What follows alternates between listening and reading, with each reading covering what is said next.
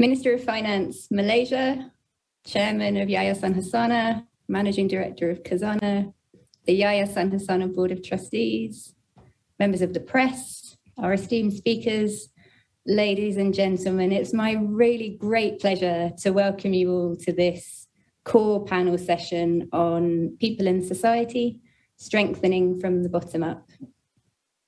The session is going to delve into and explore strategies and practices for realising bottom-up and rights-based approaches to working with community members and with grantees. And we're going to explore some of the opportunities and the challenges of doing that in a multi-stakeholder environment. My name is Nicky Wilkinson. I'm the Executive Director of Firetree Philanthropy. Very briefly, Firetree is a private trust based in Singapore, and we fund work that facilitates more just, equitable and inclusive futures.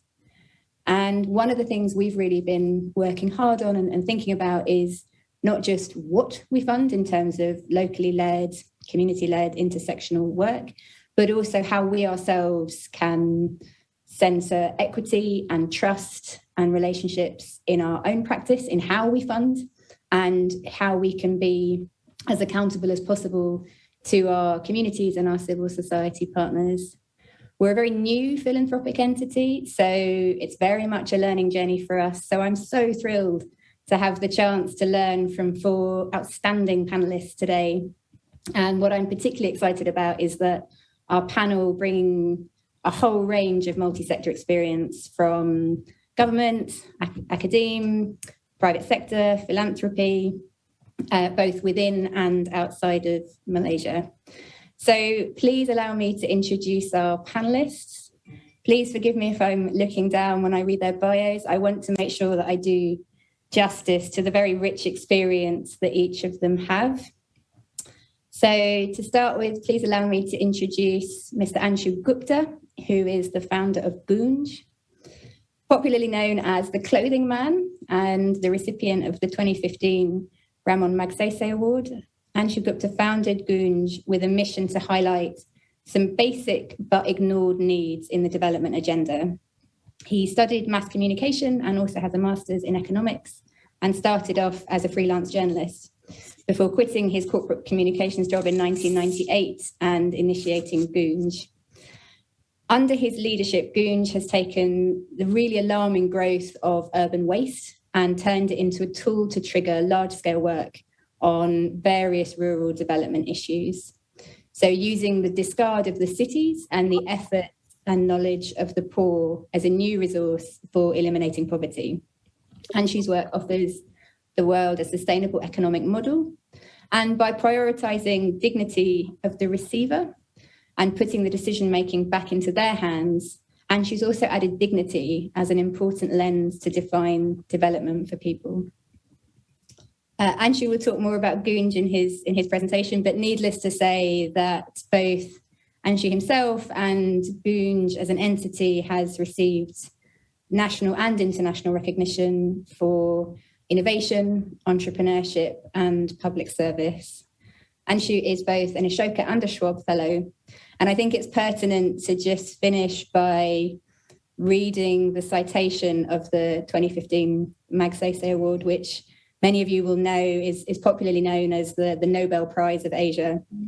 And the Board of Trustees of the award wrote that the board recognises his vision in transforming the culture of giving in India, his enterprising leadership in treating cloth as a sustainable development resource for the poor, and in reminding the world that true giving always respects and preserves human dignity.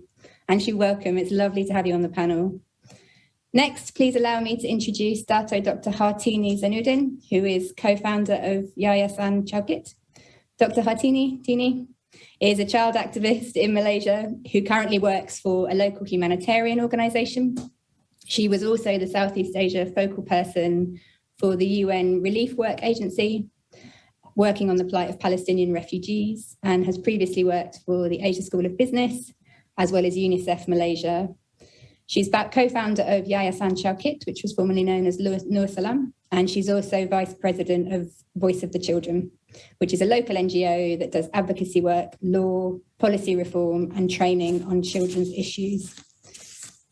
Hartini is a member of the Ministry of Women, Family and Child Development's National Advisory Council on the welfare and protection of children, and is a member of several national task forces. Welcome, Hartini. It's a real pleasure to have you on the panel. Thirdly, please allow me to introduce Dato, Dr. Anis Yusal Yusoff. Prof. Anis has been the Principal Research Fellow at the Institute of Ethnic Studies, KITA, at the National University of Malaysia since 2009. Between 2015 and 2020, he was seconded to help lead 3 agencies under the Prime Minister's department. He was made the 4th President and CEO of the Malaysian Institute of Integrity, the founding Director General of the National Department for Integrity and Good Governance, and the founding Deputy Director General of the National Centre for Governance, Integrity and Anti-Corruption. During the same period, he also served as Secretary for the National Consultative Council and Chairman of the Drafting Committee of the Political Donation Act 2020. Prof. Anis has also served as an adjunct professor for 2 other universities, and prior to his current tenure, he worked for over a decade at UNDP. He's been actively speaking and writing on issues related to people and development, and his work has been published as books, chapters, and articles. Prof. Anis, it's a pleasure to have you on the panel. And last, but by no means least, please allow me to introduce Mr. Yibin, who is Head of Community Investing and Development Asia Pacific at Citi, based here in Singapore, where I am. And Mr. Yibin leads Citi's efforts to drive economic opportunity and invest in equitable and inclusive growth of communities in Asia Pacific through a mix of community partnerships, but also the strategic philanthropy of the Citi Foundation. Mr. Yibin is a specialist in poverty reduction and financial inclusion, and has a professional career spanning both public, non-profit and the private sector across 20 countries in Asia Pacific, Africa, North America and the Caribbean. He's got a track record of designing large-scale, multi-country, multi-sector initiatives, which include leading the design and implementation of the Pathways to Progress program in Asia Pacific, which I believe Yibin will talk more about in his presentation. He's also co-designed the Asia Pacific Financial Inclusion Summit. And while at the SEAT network, he led a multi-million-dollar global value chain development program. Welcome, everyone. It's such a pleasure to have you on the panel. And in terms of the format of this panel, we're going to allow each speaker 12 minutes to share their perspective and experience in relation to the theme of strengthening from the bottom up. And then we'll open it up for Q&A. So during the presentations, please do populate the chat with your questions, and then I hope we can have a lively and informal discussion. So without further ado, please allow me to hand over to Hartini to kick us off. Hartini, the floor is yours. Thank you. Thank you. Thank you, Nicky, so much for the introduction. Hello, everyone. Good afternoon. I hope everybody had a nice lunch and we're all ready for the next few sessions.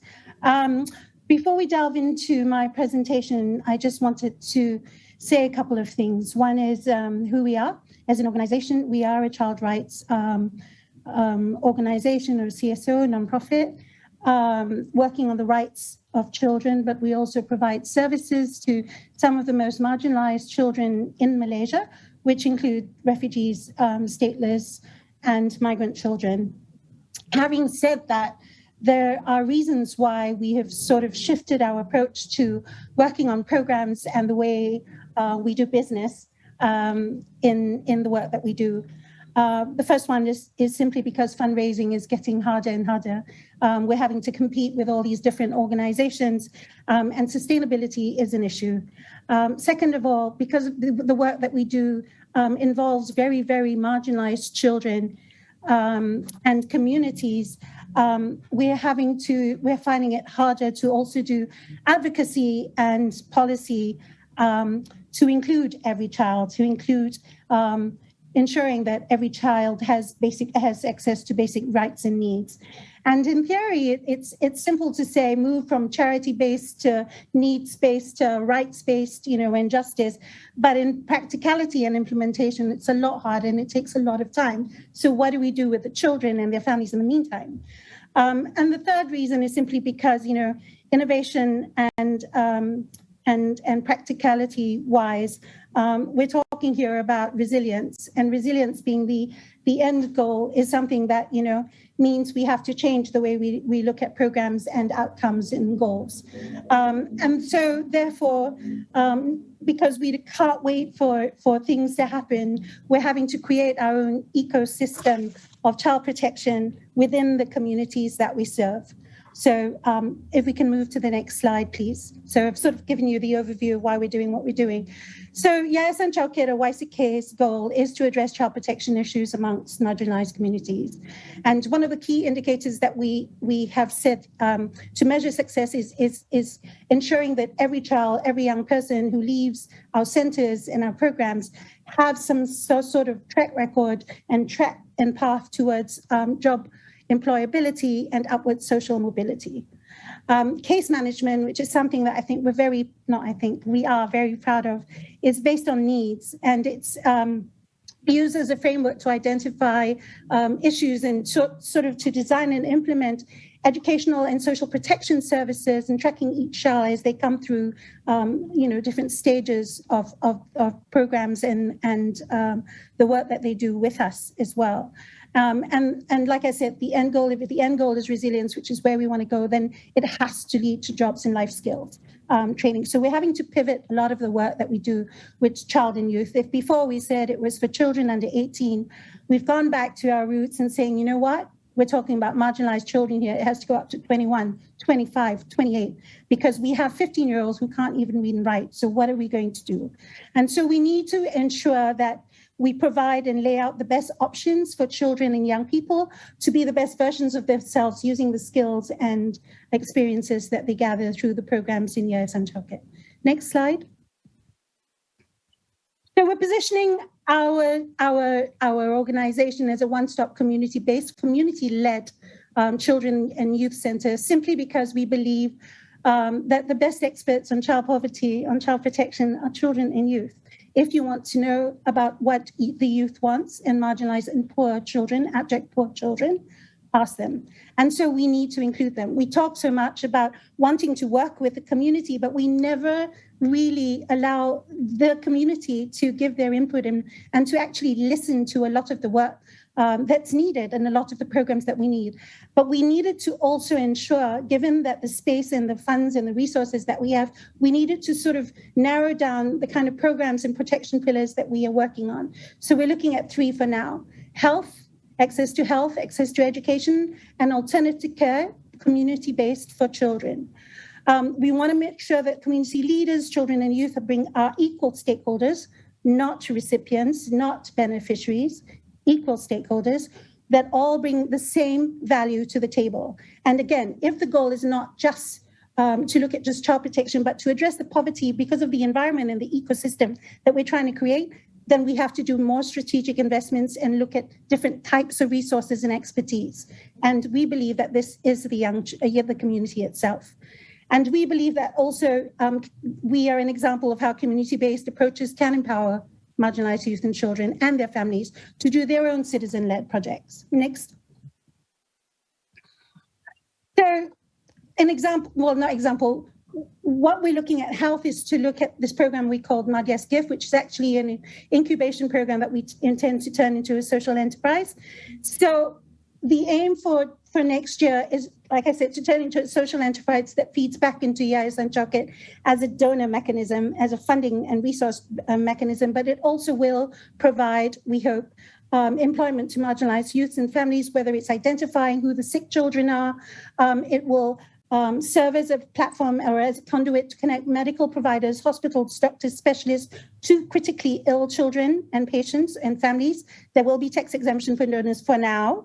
But the whole idea of Madia's Gift is to ensure that there is access of health services for very marginalized groups of communities who do not do not have easy access to health services to ensure that less die and more have access to all the services that every other child in Malaysia has.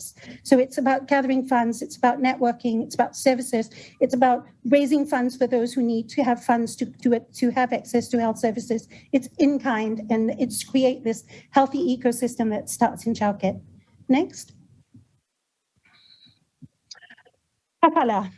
Kafala is a UN-sanctioned alternative community-based program. It's based on Islamic law. It's an alternative care option for children, very, very community-based. And we are actually looking at working with partners from the Middle East because they've used this fostering and adoption approach to working with marginalized children and children needing care to sort of ensure that they have the basic foundation or the basic access to all services need for children under 3 years old, first to start with. But this would be in line with other alternative care and community-based shelters and community-based care, which includes, alternative to detention, foster care, adoption, etc. So it's something new that we want to bring in and actually implement, and we will start in childcare as well. But I can talk more about that later. Next. Project-based learning, education. So many of the children that we work with, about 30% of all the kids that we work with are refugees, stateless, and migrant children. And we believe that project-based learning is a different alternative, even though it's not something new in other countries. It's something new that we're doing here in Malaysia that we've spoken about for a while, but something that we actually want to implement. And the reason is simply because, it's very individualistic. We actually use themes from the community to sort of, implement and bring in the different educational subjects in. So you have math, geography, science, history, social science to come in and bring in and are designed around themes. But the idea is also that we bring in all these different values that we think are missing from a lot of traditional educational tracks that are here. So we're talking about joy and the joy of curiosity. We're talking about power to be able to sit there and design and, implement and sort of highlight and improve student voices and choices. We're talking about discussions. We're talking about, discourse. We're talking about possibilities. We're talking about making connections to the communities. We're talking about resilience, which is the end goal. And we're talking about purpose, that these children have purpose, that, just because you're not part of online education and you're not part of traditional education doesn't mean you're not worthy of learning or that you are not able to learn. And there are so many different ways of learning. And if we were to follow Howard Gardner's multiple intelligences, then this is one way to ensure that we track and highlight different skills and different ways of learning that children have. Next. That's it.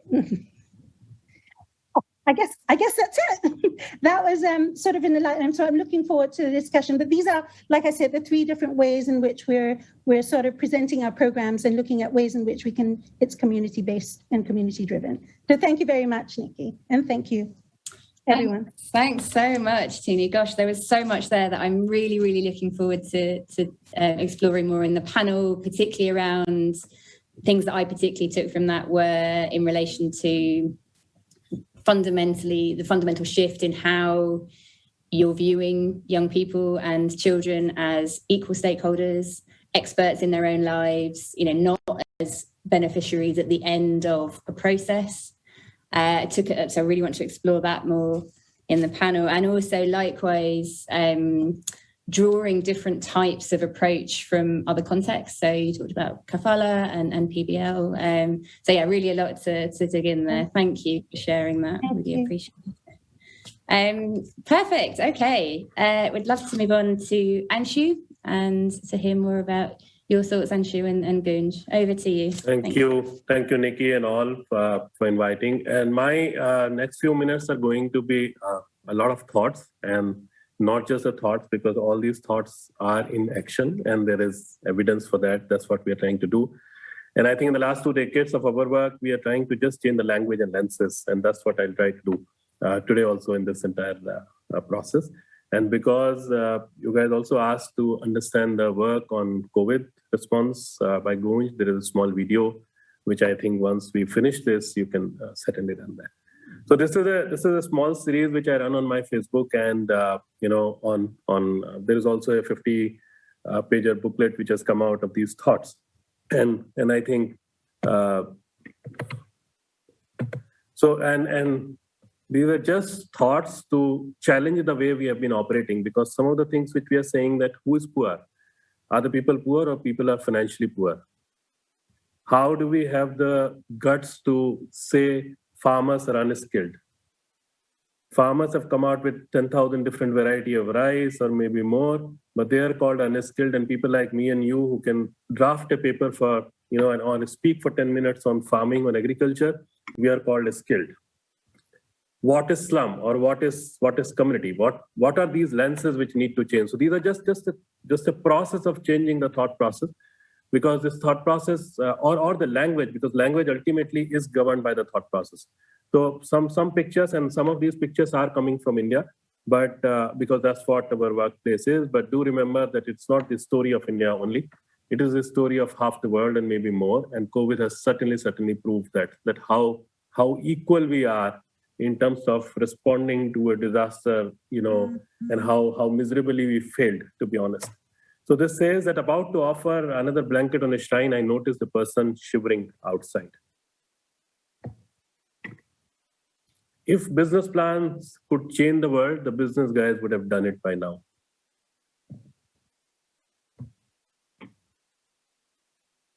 We always, come out and say we want to change the world, and we always feel that why do we have to change the world? Why don't we improve it first? That's our first step, which needs to happen, instead of all these big slogans of changing the world. That's about water, which we all know. And, we always say that the next time you clean your car with a hose, remember this picture. This is someone's today and maybe our tomorrow. And that's the reality of half the world. In any case, we know it. It's a very personal thought. And when I was leaving my job, a corporate job, and we started GOONJ in 1998, I just did a small calculation and said that how much did I spend on my education? That was in Indian rupees, was just a few thousand rupees way back in, because I studied my mass communication in 91, 92. And then I said that ideally the fees should have been about 100,000 rupees, okay, at least in those days.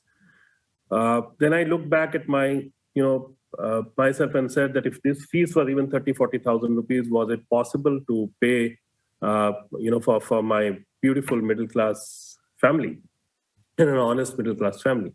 The answer was no. And, that was the day when I realized that I am the biggest product of subsidy of the country. To be honest, every single person who is listening here, who is watching here, who has ever gone to a government school, government college, has eaten up the subsidy of the country. And last year, we also realized that this subsidy, it doesn't come from the government or from the rich people. This subsidy actually comes from the poorest, financially weakest section of the society. Because when we saw hundreds and thousands of people going through huge distress last year and this year in the COVID wave, we realized that farmers who have been feeding us actually remain hungry, and the people who have been making houses for us remain homeless. So something is gone wrong. COVID has given us a chance to see that, whether we accept it or not. So I always say that it is not about giving back. It's actually about paying back, because it's certainly up to me whether I take it as a debt or I take it as, as my privilege. If I take it as a debt of the society, I'll give it back without putting a picture on my Facebook. This is just the small glimpses of the work around, these thoughts. This is our GDP, as we say, that this is changing language and lenses around giving, development, and people. In any case, the actual GDP failed because that does not tell the true story of the world. So now we have to really talk more about the people and the issues, and then we find solutions for that. We say that there are issues and there are non-issues. This is the story of one of the non-issues. There are three basic needs of humankind, which is roti, kapda, makan, food, cloth, and shelter. And then if you see the development agendas, including Millennium Goal to Sustainability Goal, you will find 150 issues. From domestic violence to global warming, you will never find clothing written as a subject. That's just the ignored part. Although worldwide, the first visible sign of poverty is a piece of cloth.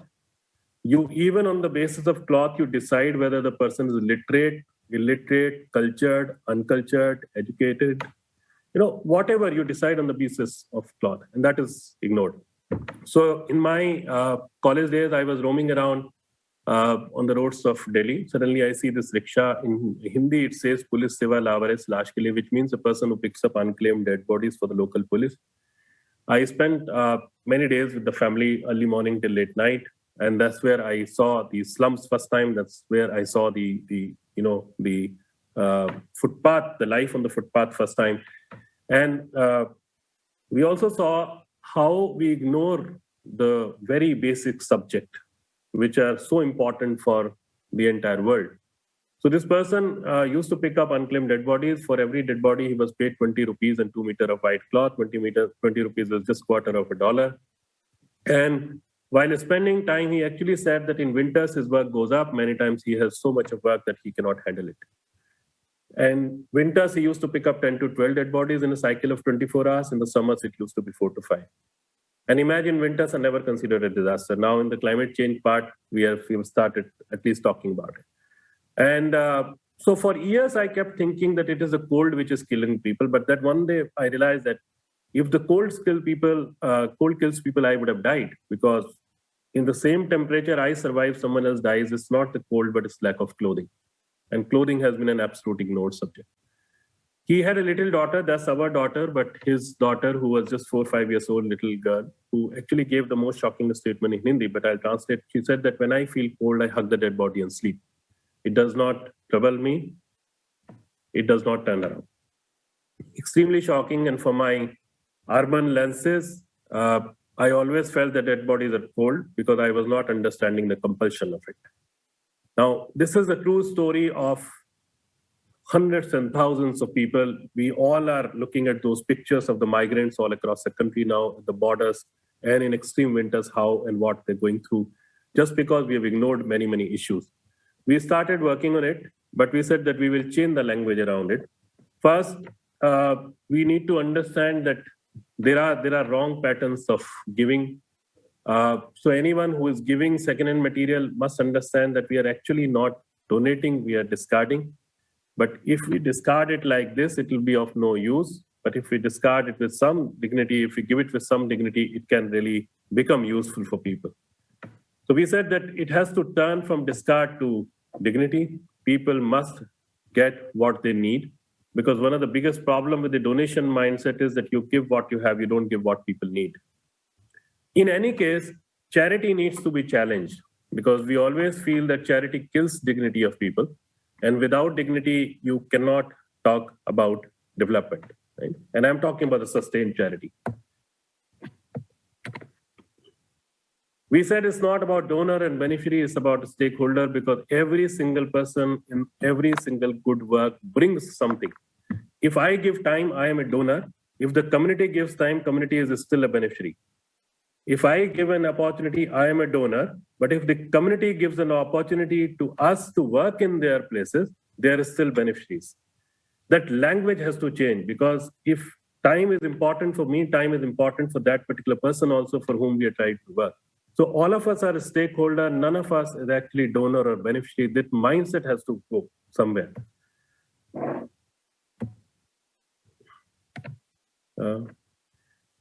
It can't be just giving, it has to be mindful giving. We have to match the need of people. We should only give what we can use, but we are not using because of certain reasons.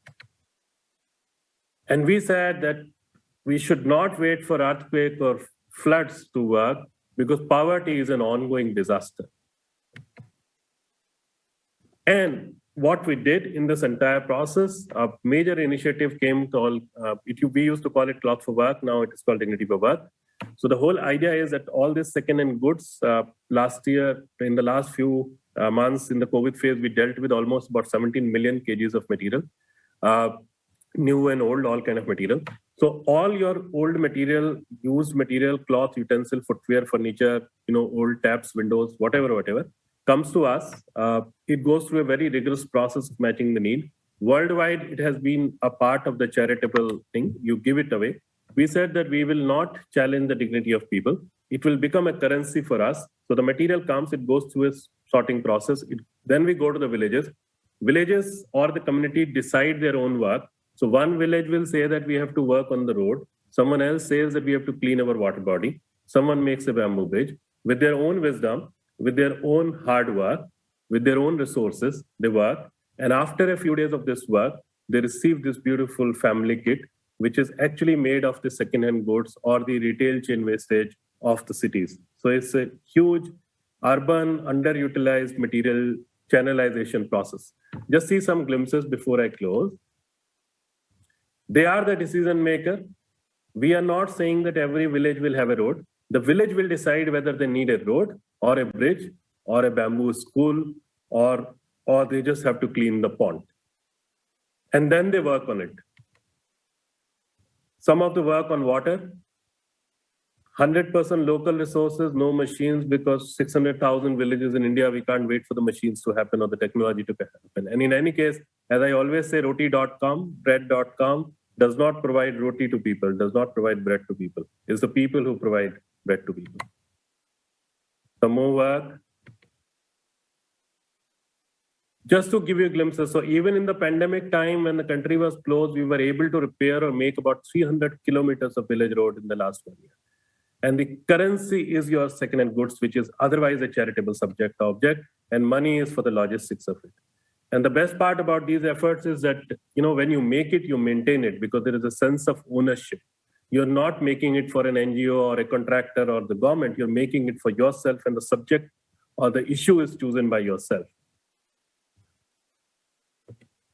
And it is actually touching. This is the wall of a school in one remote rural village, which is created by the people, by the community. When you make a wall for the school, you are actually more worried about what is happening inside the walls.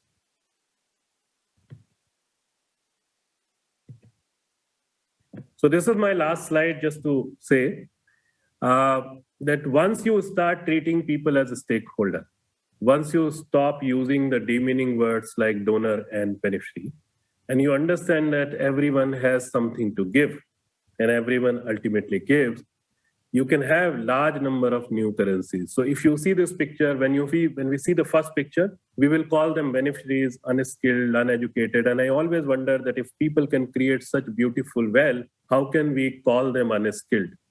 And what, in any case, education will do, the formal education will do in this. I'm not saying that education is not important, but not having education is not a problem here. They are able to solve it. So they work. On the other hand, they receive this family kit. So what happens in the process?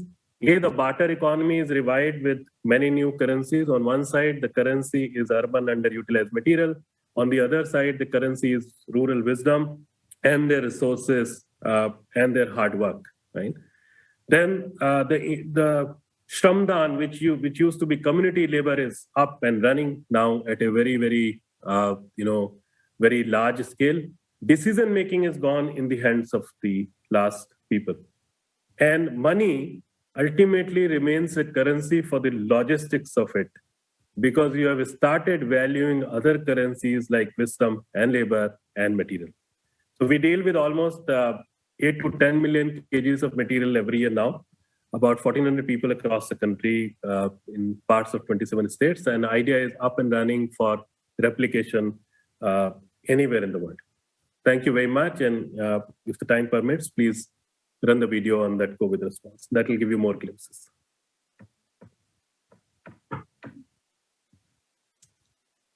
Thanks, Anshu. Really appreciate that. Asman, is it possible to briefly run the video? Thank you so much.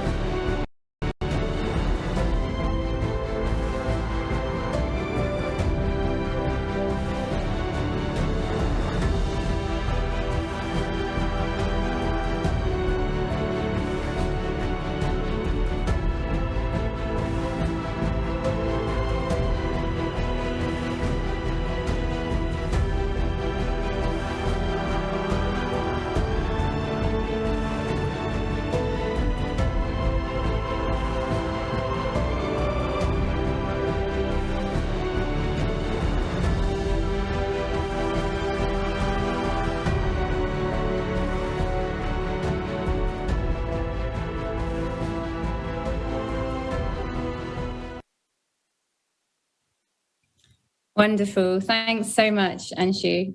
There was such a lot that I took from that, and I hope that we get to unpack more in the Q&A, particularly around the starting point for all of this, really focusing on looking at ourselves and looking internally with humility, asking ourselves and our institutions often uncomfortable questions around language and framing and our own privilege and role in society. So thank you very much for that.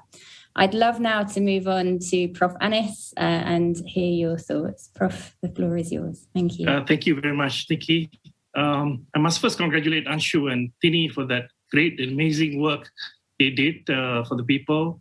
I don't know what else to add to those two great presentations. Perhaps in a short 12 minutes that I've been given, I will share more of some of the things that I do in all the different places that I have been, as mentioned by Nicky earlier in the introduction. But I want to dedicate this 12 minutes presentation to this man, Dato Sri Dr. Anwar Fazal. He's my mentor, the one who introduced me to the people sector.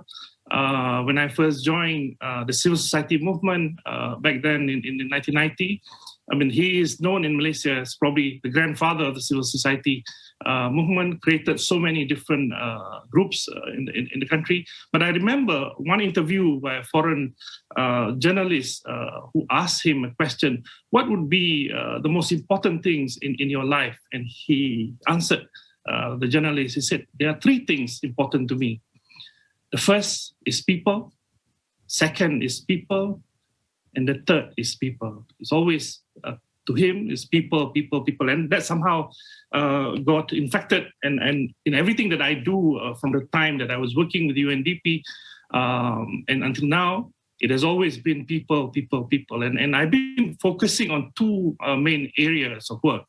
One is integrity, as you will see in some of the things that I do, but the other is integration, and I'm currently back at the National University of Malaysia at the Institute of Ethnic Studies, and I do a lot of work looking at national unity, looking at integration in the country, and that's also important. But I had an opportunity when a few of us was given a chance to contribute to the Human Development Report for Malaysia, the first time the Malaysian Human Development Report in 2013. 5 professors from UKM contributed as a background paper, and I wrote on civil society organization and inclusive growth. And within this paper, I was already talking about how the community is so important in whatever that we do, especially in writing policies and ensuring that you need to understand their problem, because some of the solutions actually with them, rather than people in the policy making things that they may have better ideas. So with that experience, I always feel, and one of the key points that I argued in this chapter is that, you know, the civil society movement, the community base in Malaysia have always been ahead of time compared to the government. You talk about consumerism. The Consumer Association have been around in the 60s and the 70s. The government decided to set up the Ministry of Consumer Affairs only in the 90s. Be it environment issue, be it governance, you know, when I, with Dato Anwar, when we first started to bring the Malaysian chapter of Transparency International in the 90s, much later, I didn't realize that I will also be responsible much later when I joined the Malaysian Institute of Integrity. But you see that the community has been pushing for ideas, and these novelties of all these great things have always been ahead of time. And therefore, I think it's important that in any work that we do, we need to listen to the people. So in 2008, when I first joined the Institute of Ethnic Studies, one of the things I developed was this Malaysian ethnic relation monitoring system. I realized that a country like Malaysia, we're multi-ethnic, multi-religion, multi-cuisine, multi-language, multi-sultans, and we certainly have a multi-problems. But we also need to look at, there must be a mechanism or a monitoring system to really understand so it's a kind of an early warning system for ethnic relation in Malaysian context.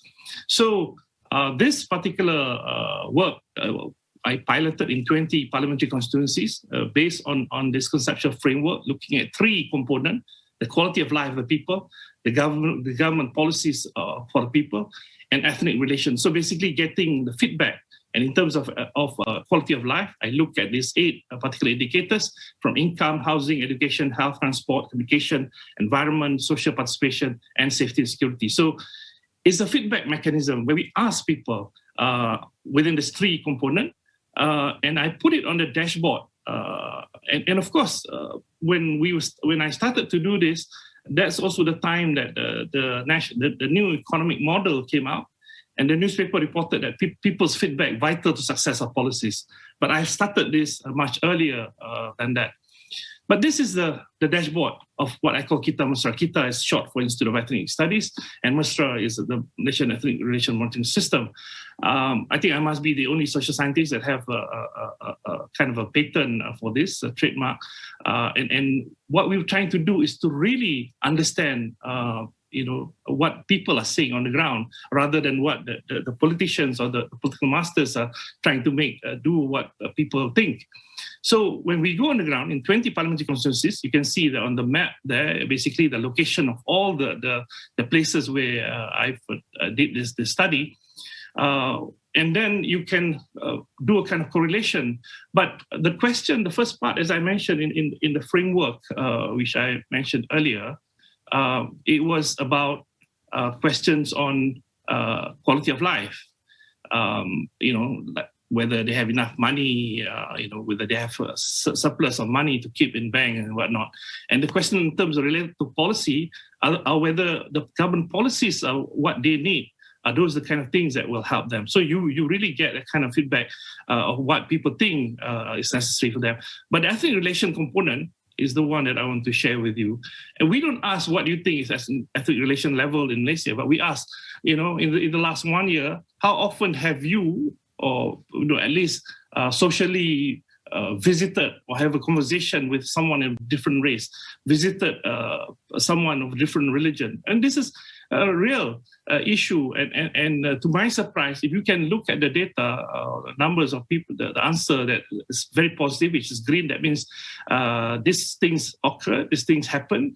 Sometimes we just put a blinker, we don't want to see, but in reality, the ordinary people in Malaysia living together, this is a common thing. So this dashboard basically helps us to understand, and we can look back and correlate it back with the occupation, with their background and whatnot, in order to understand where they came from in terms of their thinking. Similarly, using this whole thing also in terms of understanding identity. And I did this survey like 3 times over to see the changes over time between 2008 to 2012. And I'm really, looking at how positive things are. A question like, if you ask only to identify yourselves with one identity, are you a Malaysian first?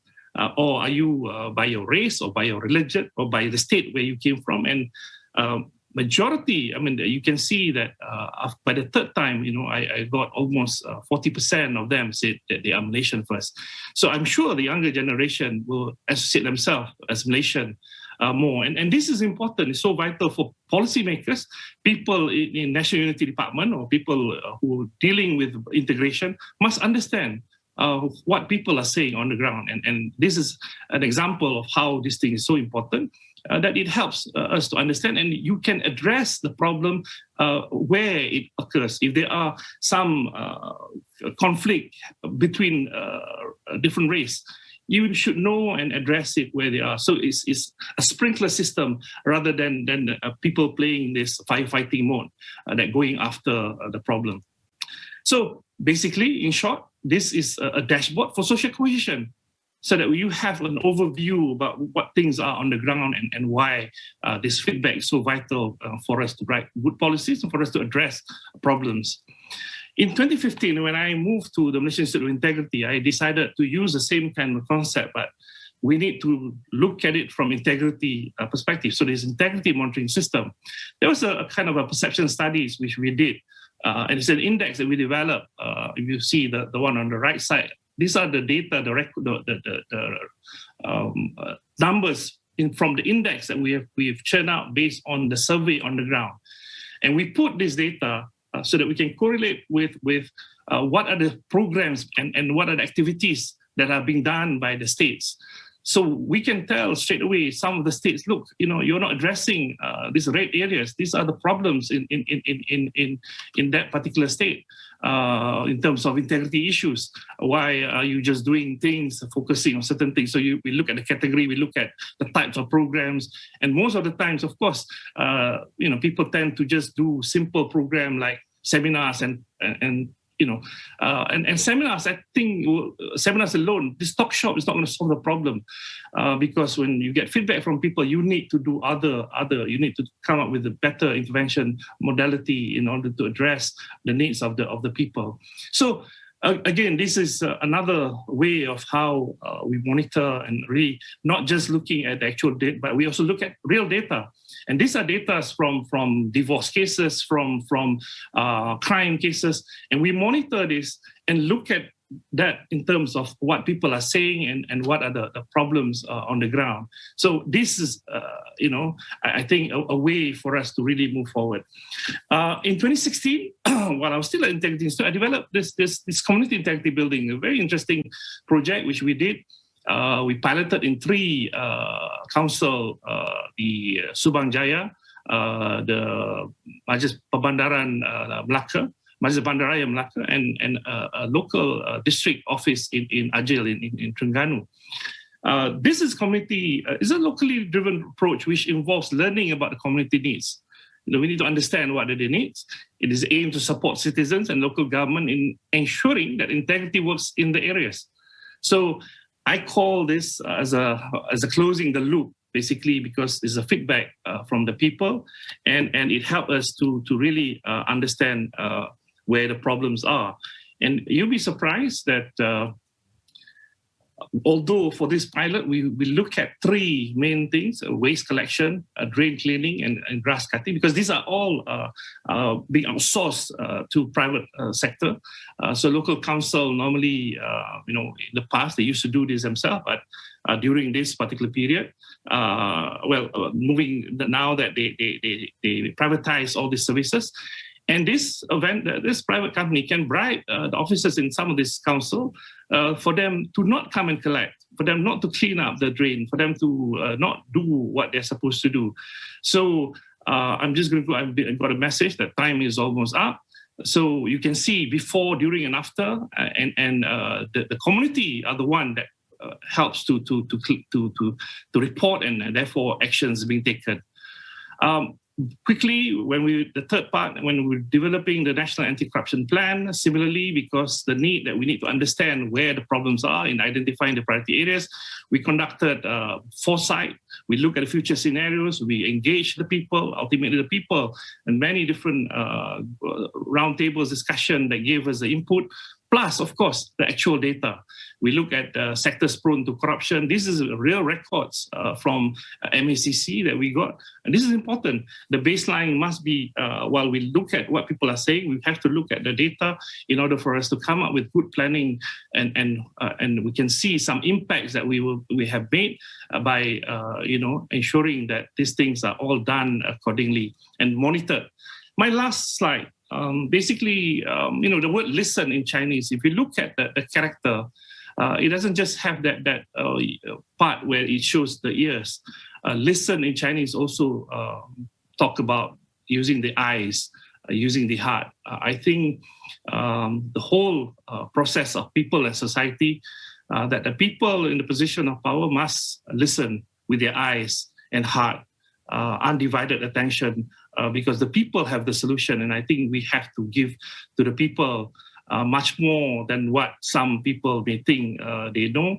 I think sometimes in some things, the people know more than the political master, the people who think they are in the position to do things. So I hope this little sharing helps us to understand this and why we need to move from what we have been doing now to see that the people and the society are being given much more. The bottom-up approach can help us move forward, especially post-COVID and dealing with what we are doing, because they feel it. They are the one lost their jobs. They are the one living without income, and I think we need to listen to them more. Thank you. Thanks so much, Prof. Anis. A lot there. I was frenziedly writing notes on the importance of feedback and then acting on that feedback, the really building on the theme from all of our sessions actually around listening, really listening. And also I'm really interested in what you brought in there, Prof, around foresight as well and looking forward as well as looking at the current context. So thank you very much. It's my great pleasure to hand over to Yibin. Thank you so much, Yibin. The floor is yours. Thanks, Nicky. The advantage of going last is I get to listen to all the fascinating work and all the thoughts the other panelists have, which certainly make my presentation less interesting. But I'm really humbled, to have the opportunity to share what the city is doing as a founder and as an organization to enable equitable progress in the communities. Well, first of all, let me just give a very quick intro about Citi. Citi is the world's most global bank, supports clients in more than 160 countries and jurisdictions, including 90% of global Fortune 500 companies. It's also the largest proprietary global network that facilitates 4 trillion of transactions flow daily. In Asia Pacific, we are in 17 markets with more than 50,000 employees. Over 50% are women. As a global bank, Citi's mission is to enable growth and progress for clients and communities around the world. We have a very proud record of leveraging core business capabilities and philanthropy to support equitable growth in underserved communities, which is also one main reason why I joined Citi from the development sector. Earlier this year, Citi announced the $1 trillion commitment to sustainable finance by 2030, which includes a 500 billion environmental finance goal and a 500 billion social finance goal in important areas such as education, healthcare, economic inclusion, racial equity, and gender equality, both in alignment with the Agenda of Sustainable Development Goals. Given the focus of this session, I will mainly talk about our strategic philanthropy work in Asia Pacific, which is our primary tool to invest in nonprofit organizations to promote equitable and inclusive economic progress in low-income communities. Next slide. It's about our strategic philanthropy, which differentiates itself from those ad hoc, one-time off, or in-kind donations, supports the longer-term programming to address key issues in the low-income communities. It's mainly led by Citi Foundation's grants investments, which has totaled over 290 million in Asia since 1999, combined with Citi's charitable contributions in 3 key areas: youth economic opportunities, which addresses the global issue of youth unemployment. This also houses our signature Pathways to Progress initiative, which I will talk more later. In Malaysia, we have partnered with the Asia School of Business on the Rapid Youth Success Entrepreneurship Curriculum to equip low-income young individuals with the skills to plan, design, and run their own business through community colleges across the country. Another partnership we have with Teach for Malaysia has been empowering young leaders to develop locally led community solution projects within their school and the communities. The second area is financial inclusion, which is a natural extension to what we do as a bank. And these efforts support those low-income communities and individuals with both financial capability and a greater access to inclusive financial products and services. The third area is community solutions. This is a relatively new and a small portfolio for us.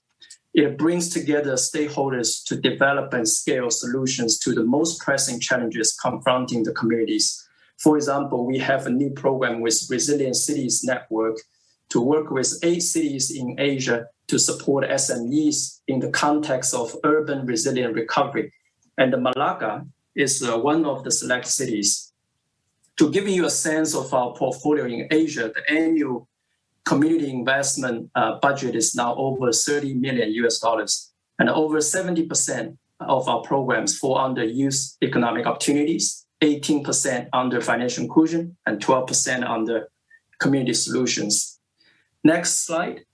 COVID-19 has brought to the forefront the racial, economic, and social inequalities that exist in our communities. In Asia Pacific, Citi and the Citi Foundation have contributed more than 22 million to date in support of COVID-19 related community relief and economic recovery efforts.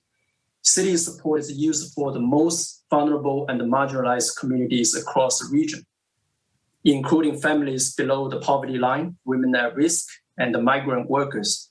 In addition, in the face of heightened COVID-19 restrictions in many countries across the region, for Global Community Day, which is Citi's flagship employee volunteerism event spanning 2 months this year, more than 18,000 volunteers in Asia have contributed through virtual and physical opportunities to their communities and help those in need. And there are many more who are doing year-round volunteering as well.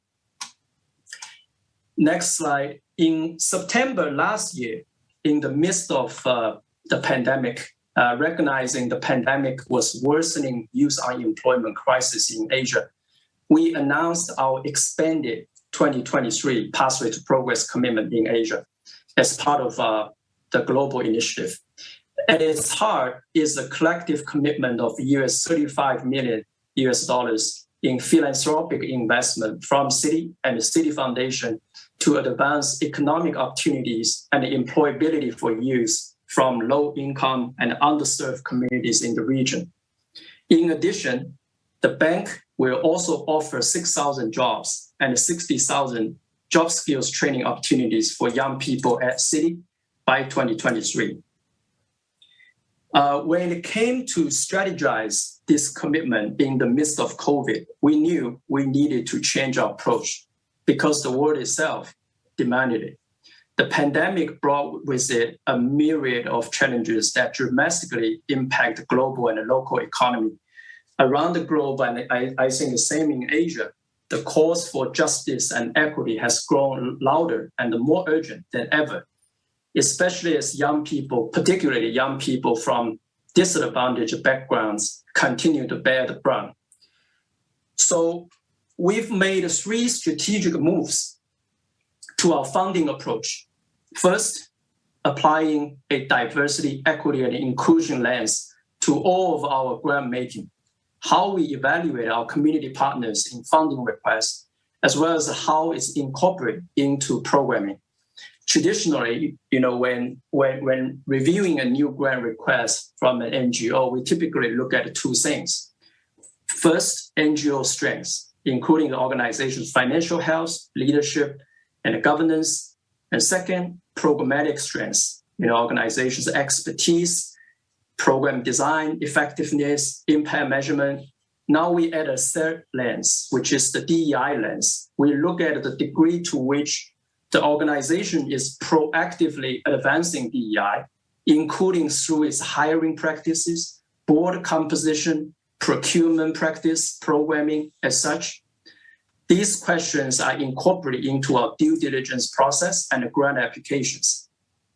From a programming perspective, we are doubling down on our investments into the most disadvantaged groups, including young women at risk, migrant youth, minorities, indigenous peoples, and youth with disabilities. Second, reinforce flexible funding to address the different needs of our community partners. Citi Foundation is one of the earliest funders who's been funding beyond those direct service kind of programs. And we've been funding a lot in the building up the organization's capacity so they can deliver their vision mission better. So we are doubling down on providing flexible support to our community partners, which provides them with the space to innovate and respond to community needs with a longer-term vision. Third, we are committed to meaningful youth engagement, which is to ensure that young people play an active role in the solutions and programs that develop to serve them. We wanted to position youth front and center as leaders, both in design and the implementation of our programs. And I'm happy to say these strategies are also now applied across all our grant portfolios. Pledging to do something is easy, but actually getting things done is the hard part. Next slide. 1 year into the commitment, I'm happy to debut at the Hasanah Forum our progress so far against our targets that we've made. Citi and Citi Foundation have made over 20 million in philanthropy investment in Asia to fund 49 organizations in 51 long-term programs impacting 43,000 youth. And 1,359 Citi staff have served as mentors, coaches, or judges for youth. In addition, the bank has hired 3,978 youth from diverse backgrounds under the age of 25. And it has offered over 74,000 banking job skills training opportunities through our virtual internship and the various other programs.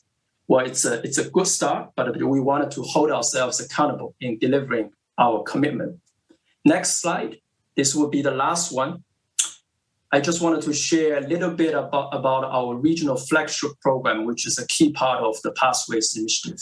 This is a program called the Youth Collab. We co-created with UNDP back in 2017 as a direct response to the youth unemployment crisis in Asia and to tackle the systemic barriers that limit their economic, social, and political inclusion, so that young people can lead solutions to some of the biggest challenges facing their communities and advance the SDGs. Over the past 4 years, the program has scaled from 3 to 25 countries, supporting over 200,000 youth participants through different programs, national dialogues, regional summits, social innovation challenges, and the Springboard Incubation Program. Over 9,500 young social entrepreneurs have benefited from the program, and it has helped to launch or improve over 1,200 youth-led social enterprises. Youth Collab takes an ecosystem approach. The program has built a regional multi-stakeholder alliance with over 200 partners across different sectors, and these include relevant government counterparts, such as National Youth Council in Singapore, Ministry of Science, Technology, Innovation and the Magic in Malaysia, the Government Agency of Creative Economy of Indonesia, private sector partners such as CVC Capital Partners, LinkedIn, 500 startups, and development agencies and networks such as UNICEF, ILO, and AVPN, and Andy. Working with ecosystem partners, Youth Collab has been trying to influence policy framework around youth innovation and entrepreneurship while providing skills building, mentoring, and the financial and the non-financial support to young social entrepreneurs along their social enterprise journey. In the coming year, Youth Collab will expand to 28 countries and territories, and we will continue deepening our impact around leaving no one behind, which is a core value impact across our programming to focus on the most marginalized youth, including young women, disabled youth, indigenous youth, LGBTQ+ youth, and the youth from ethnic minorities. I will just stop there. Happy to take any questions. Thanks, Nicky. Wonderful. Thanks so much, Yibin. Really appreciate it. Right. I'm so thrilled to see we've got questions popping up from lots of audience members. Thank you so much. So we'll move to the Q&A now. In the interests of time, because I do want to give as much space as we can to all these fantastic questions that are coming in. So with the permission of the panel, what we'll do in the Q&A is, rather than taking a question and going down each panel member, we'll select maybe one or two panel members to share their thoughts and examples. The panel, of course, know that they're also welcome to jump in if they've got anything to add, but just in the interest of trying to give space to as many of these really fantastic questions as possible. So to kick off then, we've got a question here from Hazira. I hope I've pronounced that correctly. Hi, Hazira. Thanks for joining us. The question is, how do you see the role of CSOs in long-term transformative change, such as in public policy? For example, what is the role of CSOs in pushing for a sustainable and inclusive policy? on stateless and undocumented children in Malaysia. Perhaps, Tini, can I pass that to you to share your thoughts? Thank you. Sure.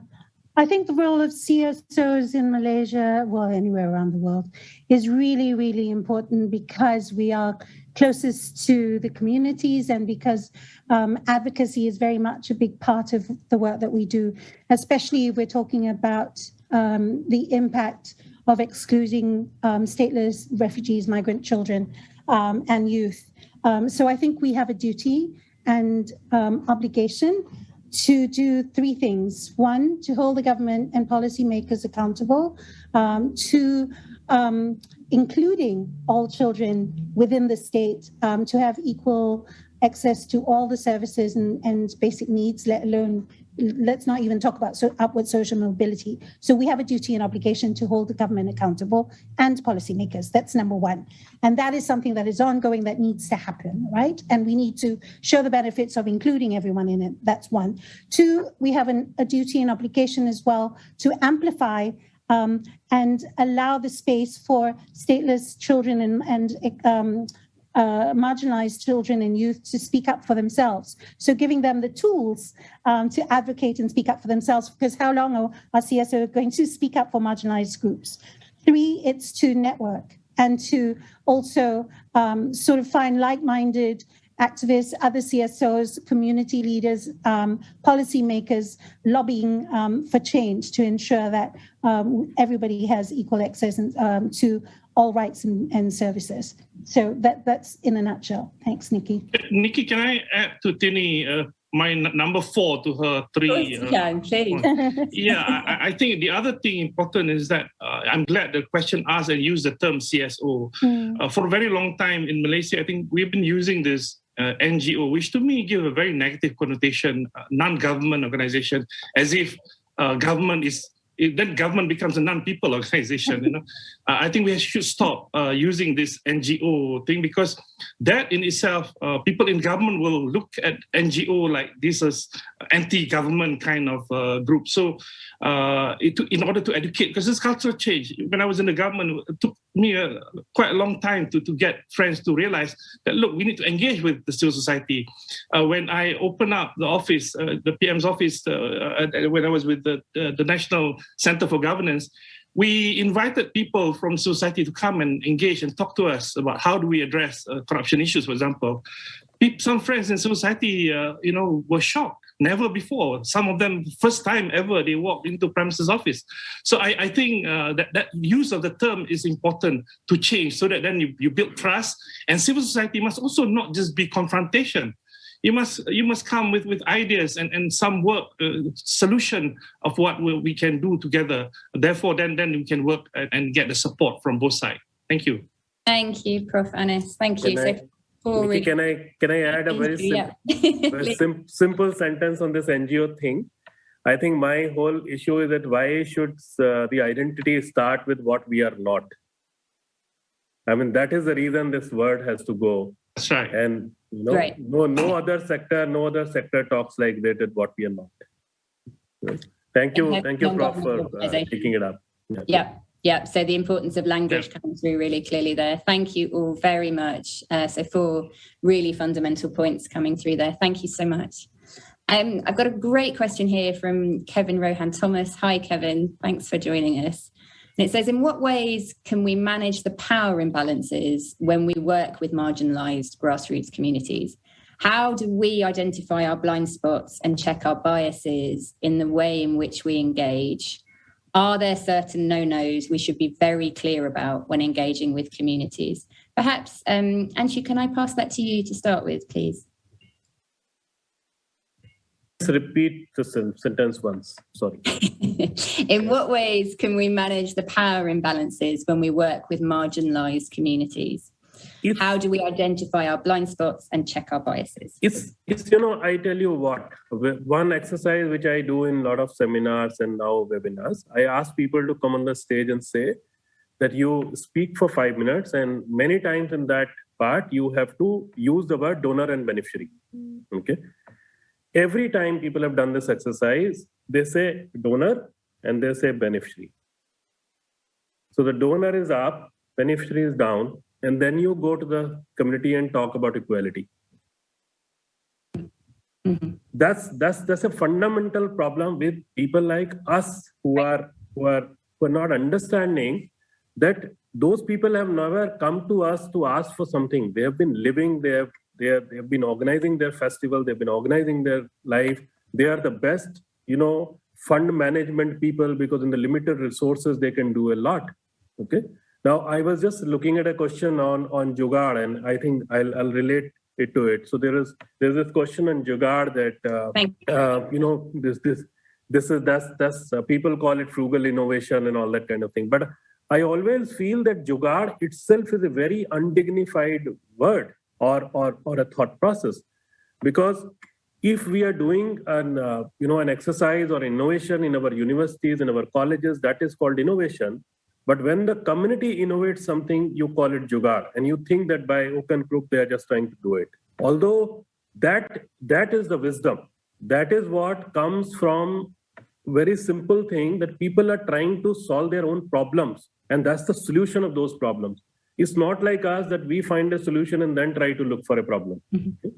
So it is important that we value the community as it is, that what they are, and all of them have huge amount of wisdom. They are very laborious, very hardworking people. They also understand the problem and the solutions most. I think so. So in a nutshell, what I'm trying to say, Nicky, it is the lenses which we need to change at our end. Yep. To value the community as it is, and then work with them, not for them. Yeah. Absolutely. Thank you, Anshu. Just for the benefit of audience members, the question on Jugaad was, is Jugaad innovation still a valid approach to advancing sustainable development? So thanks for picking that up as well, Anshu. Yibin, can I just come to you, reverting back to the question on working with grassroots communities, and how do we surface blind spots? How do we check our biases?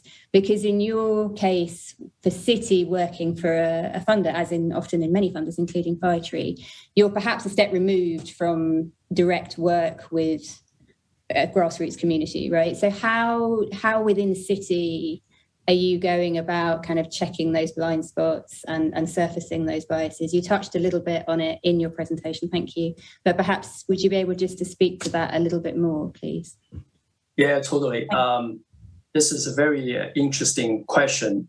Interestingly, I think, as a founder or a development partner, and I agree with Anshu's point very much, this is really about the partnering in the development together. And these are not beneficiaries or donors relationship. And that's how we also take into consideration in this whole Youth Collab program. It's a program that's totally led by young people. Actually, the working team behind this program, besides me and the UNDP director, I guess, everybody else in the team who is doing this, actually, they are youth. So we are kind of like putting the youth really front and center, and believe in them, in the solutions for development. Now, back to this question, it's interesting. It's also a question that we start asking as a founder. Very often you will see, some of the nonprofit organizations come to us, submit their proposals. And once you see like 200, 300 of them, like every year, a big part of it, they were saying, oh no, we need to give training to this, give training to that, right? Build this thing that doesn't exist, that doesn't exist. But a simple question, I asked them that, have you spoken to these people you try to help in the communities? What are their view, and what do they think of the problem statement that you have, like in the application, right? It's a very simple question, and many of the nonprofit organizations that come to us, they can't answer the question. And I guess the only way to avoid the kind of blind spot, also know them better, is you have to really understand the issue in the shoes of those people like in the communities. That's something that we probably can't do very well, just giving the fact that we are a couple layers away, but that's something that we wanted to ensure, this is a part of the decision-making process and the funding kind of evaluation that we do, right, as the first starting point for when considering a funding request. Thank you so much, Yibin. That's really helpful. And I think that's a really interesting process to speak to about a fundamental shift within an institution. And for those of you who've been with us all day, you'll know that one of the themes earlier was people in institutions, and looking at how all institutions need to fundamentally reorientate themselves. And I think, and we were talking about this in the panel prep, that COVID has really laid bare the flaws in the current systems. And we've seen that the most marginalised, it's just deeply further entrenched intersectional crises that they face. And so there's a need to kind of fundamentally reorientate how we work as institutions, and that includes funders, but also government. And I think it's a really interesting process to go through to be at the forefront of that and pushing internally a shift away from what is an expert. And I think that's really what Anshu in particular and Tini have spoken to, and Prof. Anis, around who do we view as experts in discussions around community development. And there was a very interesting panel earlier where one of the speakers said, COVID has really highlighted which jobs and which roles are really fundamental, and it's not necessarily the roles that society thought pre-COVID was fundamental. So thank you so much, all of you, for sharing that. I'm aware of time. We've had such a dynamic, interesting panel, and thank you so much to everyone who's contributed questions. I'm sorry that we didn't manage to get through all of them, but hopefully we got through a good number. From my side, I'd just like to really kind of sum up on key themes that emerged for me, in terms of one of which being the fundamental mindset shift that is needed. And from mindset comes language around how we view communities. And we've seen some really fantastic examples of that from all four panelists, away from a kind of reactive, lacking in capability, lacking in competency approach, to a fundamentally kind of asset-based approach. And I mean assets in the broadest sense, beyond just financial. Then themes around collaboration, obviously, and working together. Themes around the importance of continued feedback and acting on that. And so I really wanted to just take an opportunity to thank the panel so much for their open sharing, for their reflection. It's been a real pleasure to moderate this session. It's lovely to have a lively panel. And I'd like to thank all of you for joining us on this afternoon. And the final thanks just to the Hasanah team as well, who have been so organised and such a pleasure to work with. I've really learned a lot from this session, and I hope you all have as well. Thank you for joining us, and thank you to the panel. Thank you, Nicky. Thank you, Hasanah Forum. Thank you, everyone.